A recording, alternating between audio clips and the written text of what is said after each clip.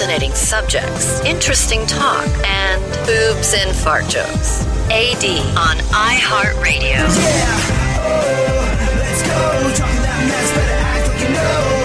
Oh, let's go tonight. Walk away, punk, yeah, bitch. That's right, I know this. You're nothing but a punk, bitch.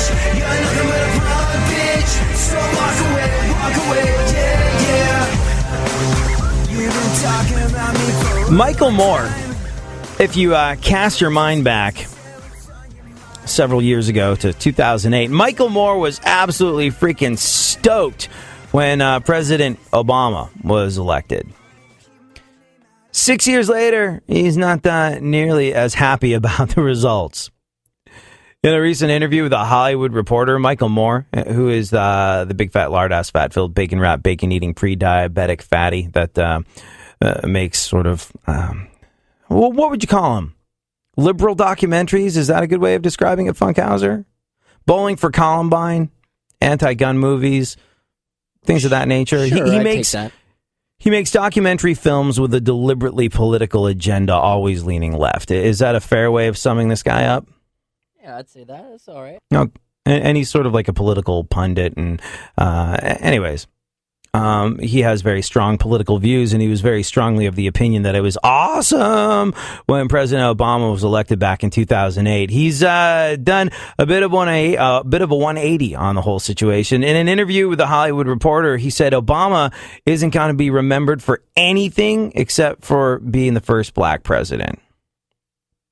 He said he's done many, many good things, but he's also been a huge disappointment.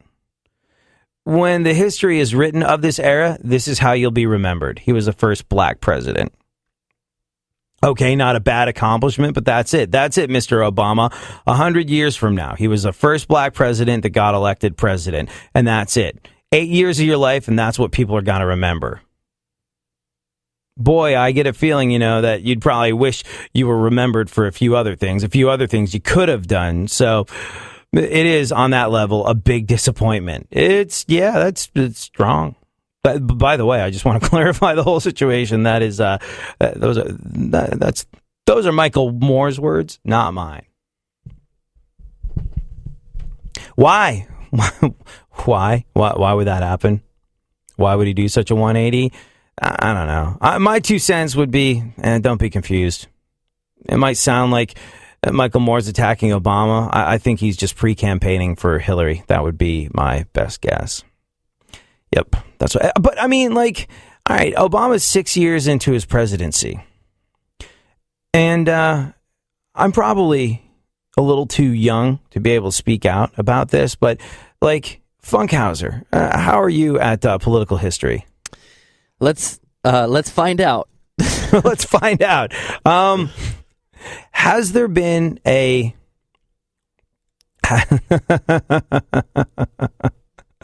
I just got a tweet from Jeff who said, I've always been the one that hopes for Michael Moore to bite his finger as he's double fisting ho-hos and pounding Twinkies. It is true. He does look like he double fists hoes and pounds Twinkies. Which, yeah, all those things sound dirty when taken out of context. I love things that sound dirty but aren't. Double fisting ho-hos and pounding Twinkies. That's right up there. Anyways, yeah. Has there been, Funkhouser, to your knowledge, a president game show where music. the dramatic game show music? Yeah. Has there been a president? And I'll put this out to Twitter as well. Has there been a president where at the end of their term, at the end of their 8-year term, people have gone no, it was so great while he was here. 4 more years. Let's change the rules. Is there any way we can have 4 more years of this guy? Maybe Reagan, maybe Clinton, but I don't think, maybe some people are great-grandparents, no. But, I don't know. I doubt it. Yeah, I don't know. Being a president winds up being a bit of a thankless job. I mean, there's the ass tons of cash that comes with it afterwards when you write books and things like that. There's the power and whatnot. But I can't imagine. I think it takes somebody that's out of their cotton picking mind to be president. The idea that anyone would go, I think I could be president. Really? Do you really think you could? Because if you do, you think you're kind of superhuman. Let's forget for a second the decisions and how they affect the entire world. Let's forget that for a second. And let's just assume that you think that you're able to make these decisions based on what you think is best. I think this. I have the confidence in going like, okay, should I play the Red Hot Chili Peppers here or should I play Metallica here? Well, I definitely feel like my listeners coming out of this song will prefer the Metallica, and I think that's going to win me the ratings points. And yeah, there's a lot of dollars tied up in that Red Hot Chili Peppers or Metallica decision, but ultimately it's, it's a ratings point on a radio station. And that's a decision that people around here stress about a lot. And that's like Chili Peppers versus Metallica. Take that and amplify it to the level of the decisions that you have to make, the choices, the things that you have to choose between when you are ostensibly the leader of the free world. The amount of blood that could be on your hands if you choose wrong, the amount of financial destitution that could be a yoke around your neck if you choose wrong when it comes to fiscal policy, the amount of divide you could create in your own country and between your country and others by taking certain actions. I struggle. Chili Peppers, Metallica, Godsmack, Temple of the Dog, Finger 11. I don't know. I got to choose one of these. Which one do I think people are going to prefer? And then I have facts, figures, and statistics to back it up, and then it's still just the difference between a bunch of bands that had their day in the 90s, making the almighty dollar for the folks at Clear Channel, and then affecting any bonus I do or do not get. That's a big decision to me. But, to have all that on your head, to be aware of that going into the situation of being president, the financial reward that comes after it, if you're willing to, take that kind of risk, if you're willing to live that kind of life, if you're willing to live dangerously in that sort of way, there's money to be made aplenty in other areas of work, business, life, whatever you want to call it. I can't for 1 second, and this has nothing to do with anything, imagine what kind of gene you have to have that gives you the foolhardy confidence to go, yeah, president, I think I could rock that S. Yeah, I could do that. Whether you're left, right, middle, up, down, I don't care. But just like the idea that I could be president and I could do a good job at it. Anybody that says that to me, I would automatically go, you're effing nuts. But someone's got to do it. People compete for the position. And all of you are effing crazy if you think you can do it. Which is what I think bothers me the most about the political situation in this country and in others. It's just like if you run for office, if you're going to be elected president, if you have the stones and the intestinal fortitude and the crazy gene that makes you think you could do a good job as president, well, that means you're a lunatic, and a lunatic is in charge of the free world. It's a little unsettling when you play it all out like that, isn't it? Ray Rice's wife, Janae Palmer, is not only sticking by her husband following the release of the violent elevator video where Ray Rice, let's not mince word, beat the living bejesus out of her. She's not only sticking by her husband, she's slamming the media coverage, she's criticizing Ray's suspension from the NFL.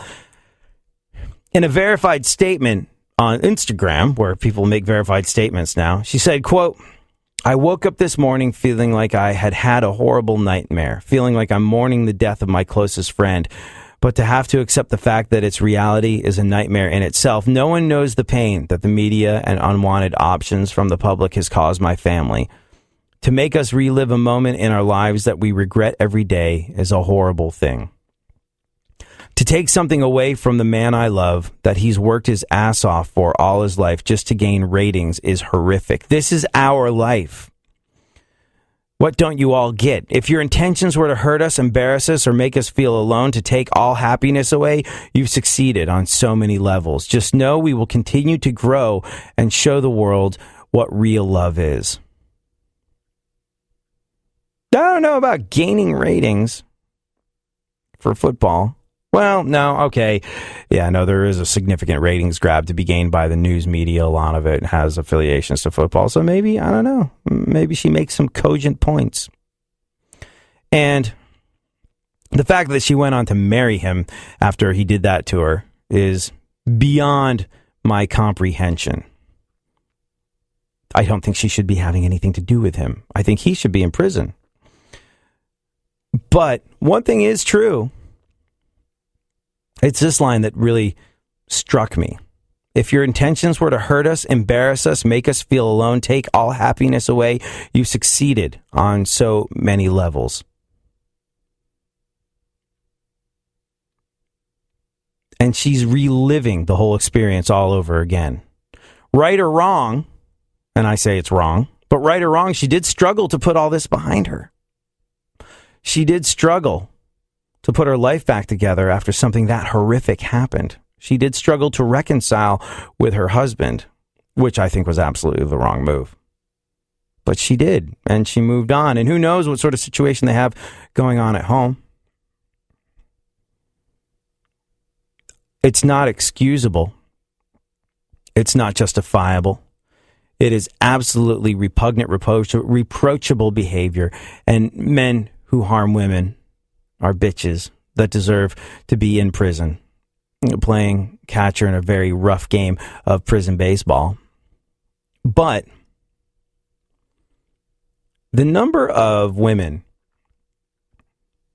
that I've spoken to that have at one time or another been roughed up, shoved around, hit, punched, pushed, abused, spit on by someone who they love, who purports to love them, it's shockingly high.